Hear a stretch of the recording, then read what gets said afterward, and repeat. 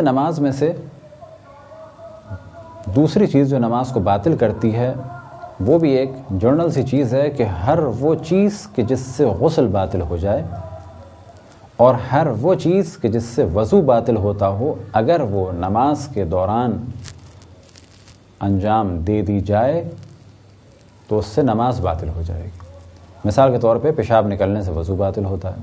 پیخانہ نکلنے سے وضو باطل ہوتا ہے، ہوا خارج ہونے سے وضو باطل ہوتا ہے، تو جیسے ہی ان میں سے کچھ ہوگا تو نماز باطل ہو جائے گی، یا سونے سے وضو باطل ہو جاتا ہے۔ بس اگر کسی کو نیند آ جائے نماز کے دوران تو اس سے اس کی نماز باطل ہو جائے گی۔ لیکن ہاں، اگر نیند اس قسم کی ہے کہ بہت زیادہ تھکن ہے یا صبح کی نماز میں بہت زیادہ نیند آ رہی ہے، کان سن رہے ہیں لیکن آنکھیں نہیں دیکھ رہی، یعنی آنکھیں اس طرح سے بند ہیں لیکن توجہ ہے کہ میں نماز پڑھ رہا ہوں، آوازیں آ رہی ہیں، اگر اس قسم کی نیند ہے تو یہ نیند نہیں ہے، اس سے نماز باطل نہیں ہوتی۔